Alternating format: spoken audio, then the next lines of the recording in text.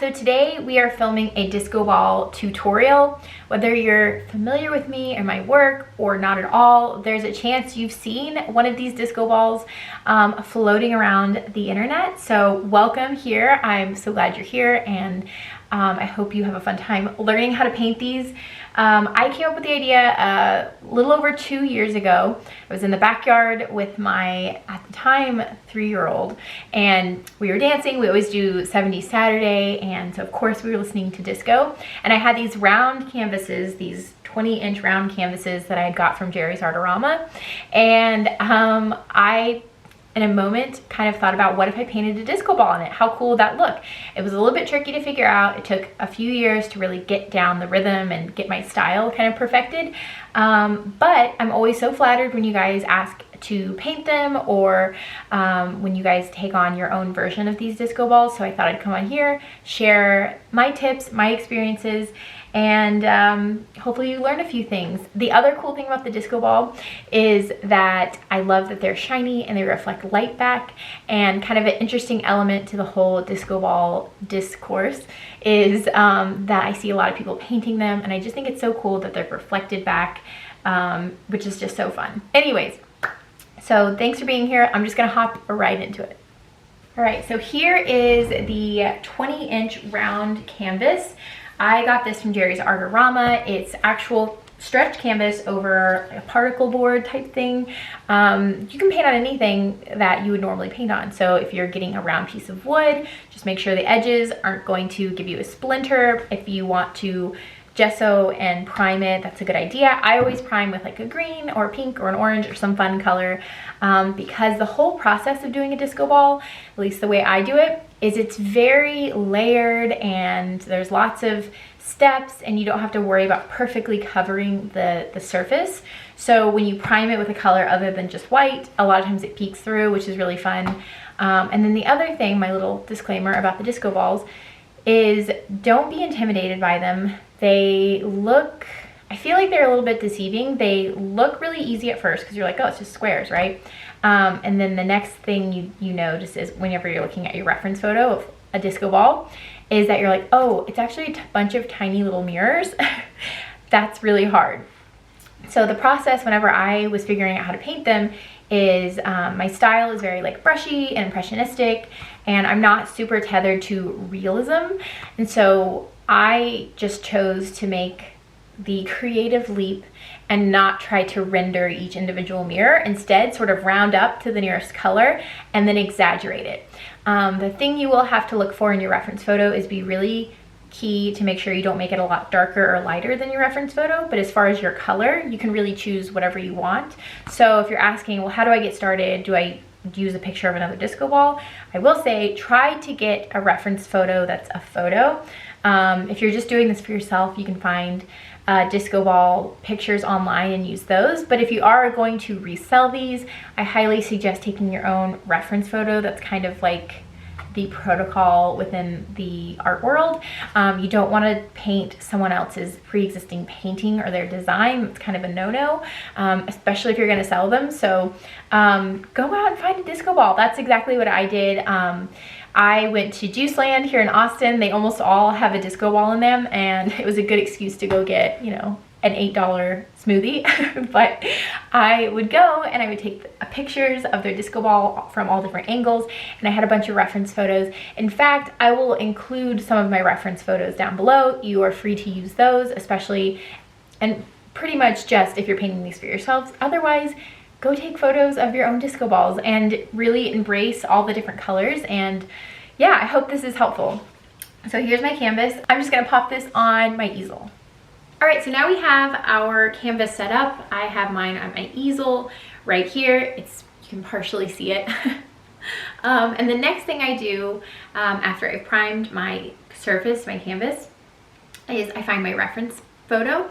So you can either do a few things. If looking at a screen kind of hurts your eyes, you can print this out and just work from that. It doesn't need to be a perfect reference photo, because we're not doing hyper realism. The style I do, the really bright disco balls, isn't hyper realistic. It's in the series style, so it's colorful, and shimmery. And so the reference photo is just kind of loosely holding our hand. In fact, after I sort of look at the reference photo for drawing at this point, because I painted them for so many years, I just kind of wing it, and I think they're really fun. For me, I'm a realist, well, I am realist adjacent as a painter, and so being able to do something like this feels very abstract to me, and that's why I love this. So again, you can take your own reference photo. That's kind of the gold standard, or you can use one of mine below, or you can go online and look for one. Just make sure you ask permission if you're using someone else's property. We're just courteous here. That's what we do. I'm going to choose this one. I will provide this one for you guys below. And as you can see, it's kind of a blue multicolored one. I think I'm going to go a different direction as far as the color, but I'm using this for my drawing lines. The weird thing about these disco balls is on one hand, you can be really abstract and colorful, but there's a couple key elements that you have to stay fairly true to for it to not look like a blobby mess. Not that there's anything wrong with blobby messes, but if you're going for this style, there's a couple elements you have to hang on to. The next thing I'm going to go over is materials. So feel free to use whatever you want. A lot of this information will hold up if you do something like watercolor. Definitely in oils this will hold up. If you want your oil paint to dry faster, you could use something like Galkid gel, which you could wait like a day between layers and keep painting on, which would be great. I'm gonna paint with acrylics because I like to bust through these pretty quick. I usually work on them for like 1 or 2 days. For one this size, this is 20 inches. For a big one, it might take closer to a week, but that's still pretty quick. There's a lot of layers here. So I have my acrylics in my Stay Wet palette. I use golden heavy body paints, but you can use whatever acrylic paint you have on hand. As far as what colors, this is really, we're not painting true realism, so you can use whatever color palette you kind of want your disco ball to be. So I have a full chroma palette. I could go over into detail of it in a different video. If you're really curious about how to get into acrylic painting, if you want to learn all the nuts and bolts, you can always check out Not Sorry Art School, which is my online learning academy, and you can learn everything there is to know about acrylic painting. I have a plein air course. I have how to paint realism. I have how to paint landscape, all kinds of great stuff, how to paint greenhouse. I have a course on art history. And it's a one-stop shop for learning how to paint with acrylic paint. If you're interested, I will put the link down below. But we're keeping it superficial here. We're just getting into the disco ball tutorial. So what brushes do you need? So you don't really need any other brushes than likely what you already have. But I think the most helpful brush to have here is either a bright or a flat. Brights and flats look like this. I don't know if you guys can see this, but you can Google bright brushes, flat brushes, and get a better photo. But basically the trick with these is they're nice and square / rectangular. These are good for 2 things. One is to draw nice straight lines, because as you can see here, you have this edge, which kind of for me is like my pencil, like it's how I do all of my drawings and all of my paintings, but certainly we'll need it here. And then the other option is a square, and you want to be able to put tiles down, because if we think about a disco ball in real life, they are spherical, but they're made up of a bunch of tiny little squares, right? And that's how we get that nice shimmery, pixelated, colorful, glittery effect. And so we're gonna draw with this, and then we're gonna place tiles in with this. But I like to start out without any drawing. The funnest part of the painting is the underpainting, and I know we already primed our canvas, but I like to use this as a value map. So value is on a scale of 1 to 10, 10 being bright white, 1 being the darkest dark. On that scale, that's called value, and so I like to get an idea of what the values are doing. You could do this in black and white, but I always like to do it with fun colors. This is a really loose part. You don't have to nail this. It doesn't have to be perfect. We're just kind of generalizing the colors. For this first layer, I'm just using this size 40 Royal and Langnickel jumbo brush. That's literally what it's called. It's pretty big. It's 1.5 inches long, and I am just going to go in and mark out the value.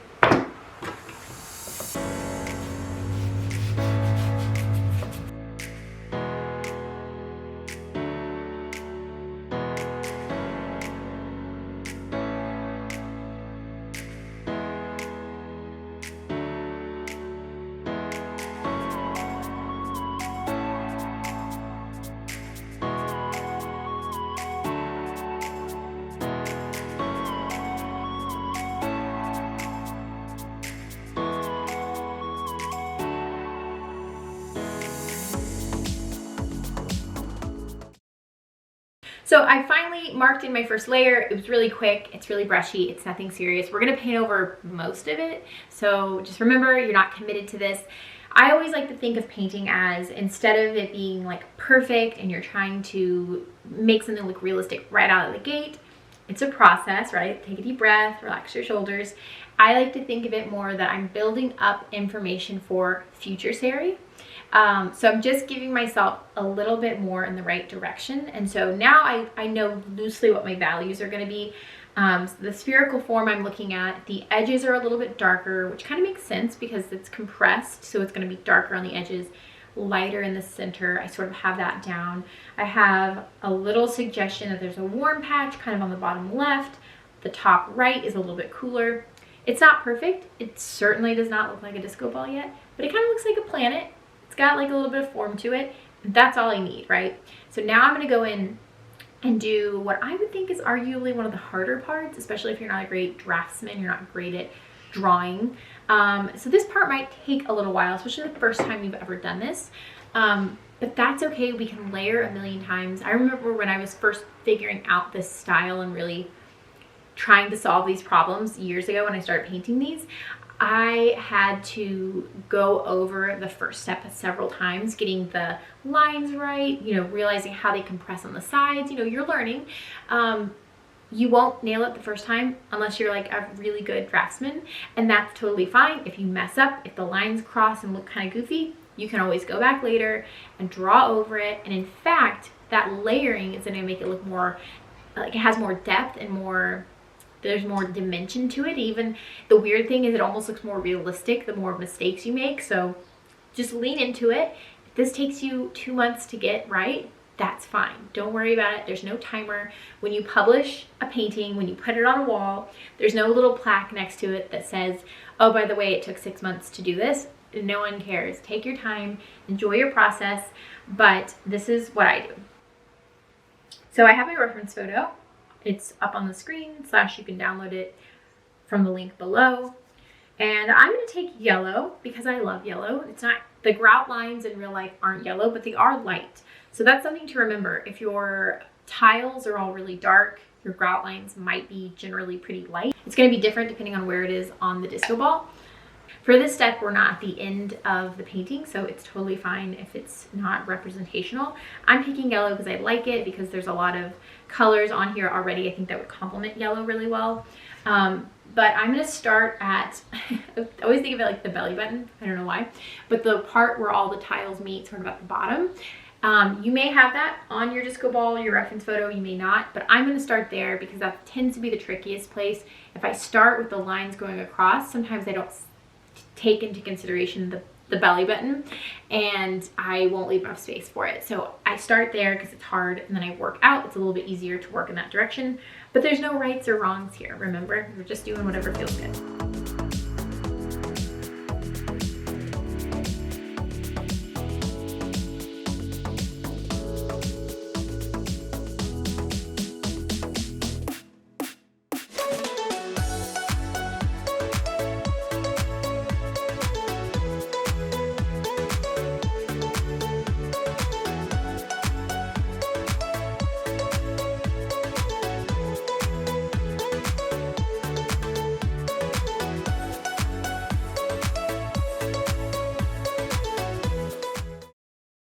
So at this point, I've given myself all of my lateral lines, so the ones running horizontal. I usually just need that for me, but in the beginning when I was less familiar with them and I sort of needed help, I would go ahead and put in the little tile marks. I will remind you that one thing that'll help them not look like a computer-generated sphere and more like a disco ball is that you don't want to have the tiles line up perfectly. So think of it like 2 tiles here. You want the one underneath it to come right in the middle. It's not a hard, fast rule. Certainly I don't always follow it.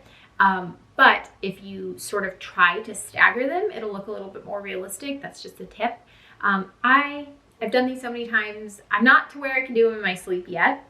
But I can do a lot of it without having to give myself structure. So I did a little bit around the belly button of the disco ball because that tends to be the trickiest part for me. But but everywhere else I'm pretty good. So I went ahead, I drew yellow lines. The other thing is when I started this painting, I have my reference photo, right?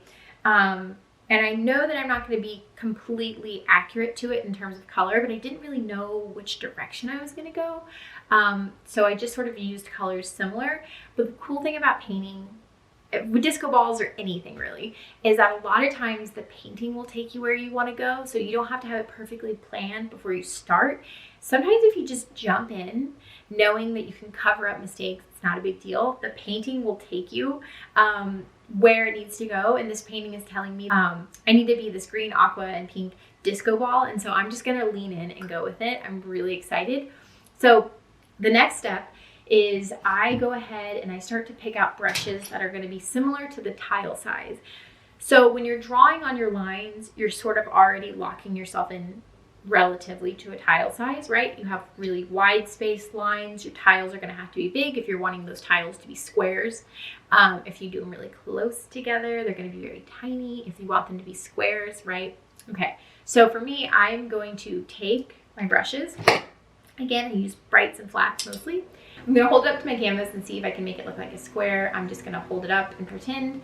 But yeah, this roughly looks like a square. So this size, which is a size 10. So this is this is Zen, Royal, and Langnickel brushes. I love these brushes.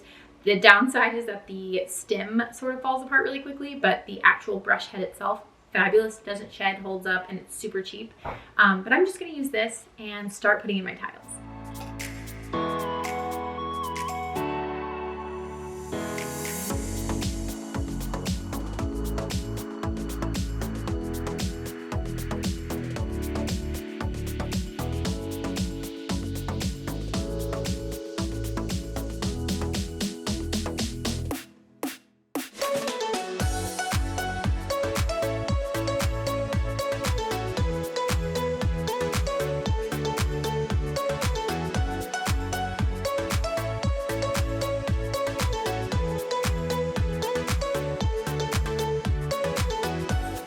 Okay, so now we've reached this first step.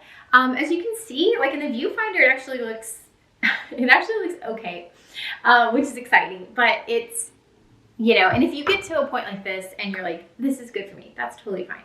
I like to continue to push it, kind of like I said in the beginning of this video. The magic of the disco ball, I believe, at least my style, is that the different layers and being able to see sort of the history and the grout lines is what makes it so fun. So right now it looks good. It just looks a little bit like flat, not so much in a dimensionality way, but just in like a texture sort of way.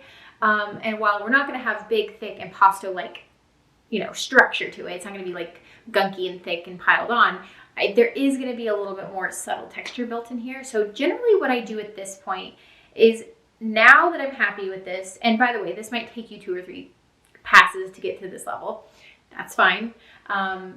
What I would do at this pass is really key in on the grout. So maybe I would call it good for the day. I'd go and work on it in a couple days, or maybe I'd go grab a coffee or just lunch or something. But I'd come back with fresh eyes. That's really important. And I would look at the grout lines. So if we can see in this reference photo, the top left, we have some yellow, and then we have some peachy colors. And the grout really seems to be contrasting the value of the actual tiles. So I'm going to key into that and make sure that that's in the front of my mind when I'm doing this. And I also see in other places it's more of a dark red. And so we have completely abandoned this color pattern at this point. Or maybe not completely abandoned, but we're really not paying attention to this. So I'm just going to come in here and find some interesting color dynamics. That sounds really fancy, but basically I just mean colors that I think would look really cool. And I don't have this fully planned out at this point. I'm just noticing things, colors next to each other that are exciting me, and I'm going to try to play those up. I might get it and I might not. My tendency is to really go in bright after this stage, and I tend to oversaturate it. And the funny thing with the disco balls is you would think it's like, oh, put down all the bright colors. And certainly that's a strategy. There's nothing wrong with that. But I find that having a really good mix of neutrals helps. So I tend to overpaint the bright colors, and then I have to go back in when it's dry and retry it again with more neutrals. Knowing that about myself, I'll probably go a little bit slower, but just know that messing up, undoing it, all part of the process. The more layers you can put in here, honestly, the better. So I'm going to come in with some different grout lines, break it up, and then I'm going to do exactly what I just did, but with a little bit more information, a little bit more refined, and basically rinse and repeat until I've achieved my final goal. At this point, as your instructor, I am sort of just showing you that this is kind of what I do over and over until I get to where I like. The stopping point is a really subjective point. Some people would want me to stop right here, and where I stop with most of my disco balls, people probably think it looks really unfinished. So it's really subjective. I'm gonna go until the little part of my brain is like, you did it, and I'll step away and be done. It's really just depends on the painting. So I'm gonna go back in.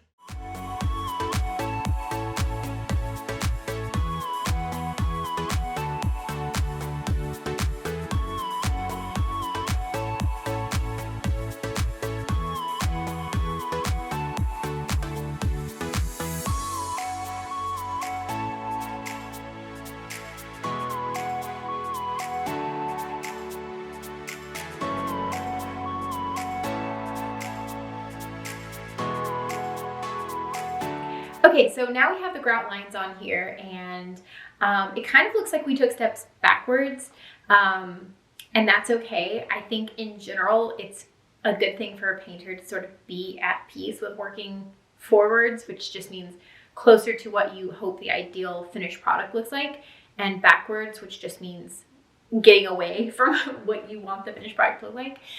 It's a good thing to build up, you know, the ability to kind of deal with the fact that anytime you're working on something, you may improve and get better, and also not improve and get better, and that's just kind of like part of the process.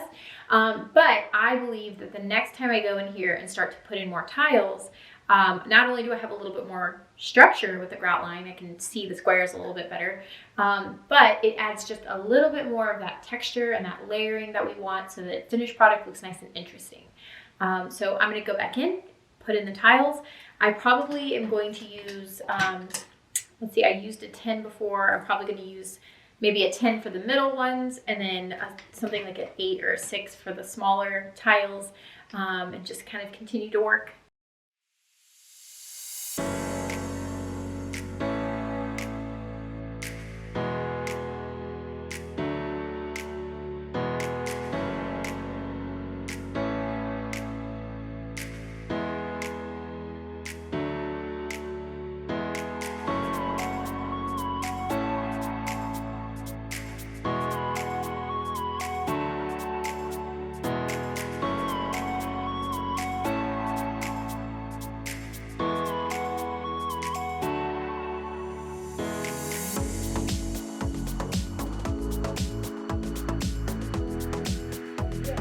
Okay, so here is the finished disco ball painting. As you can see, there's lots of great colors in here. We have blues and pinks and some greens up in the corner. We have a bunch of neutrals playing supporting roles. It's cool, it's fun. And the nice thing about having painted these for so long is now I really get to be abstract with the colors because I know how the structure and creating the three-dimensional form. Once I've learned that, then it really just becomes kind of playing with color and seeing what works. And I really like these. These are so fun to do. I hope you enjoy them, whether you just liked watching it come together or you plan on doing your own, whatever. I hope you enjoyed watching this come together. And if you decide to make one, please tag me, mention me. I would love to see them. I think it's such a cool component. I've been painting for years, and it's always so fun to see what artwork I make sort of takes off. It's always a bit of a surprise to me what catches on with other people. But yeah, that was really fun. I hope you enjoyed that. I hope you got some information, maybe learned a little bit about color theory. And if you're interested in learning more about painting, specifically with acrylics, make sure to look into Not Sorry Art School and maybe sign up. It's a wonderful course. We have about over 15 hours worth of content at this point, and we always add to it. It's a one-time payment, and then you are a student for life, and you just keep getting courses added every quarter. It's amazing. I love Not Sorry Art School. I poured my heart into it. And of course, if you'd like to buy one of my paintings or a print of this disco ball or even the original, you could always look at my website. I will link it down below. Always have artwork there. And of course, follow me on Instagram. It's kind of my home base. And you can always ask me questions, interact with me there. But again, I hope you loved it. I hope you learned so much. Have a great, colorful day. Enjoy the rest of your time, and thank you so much for being here.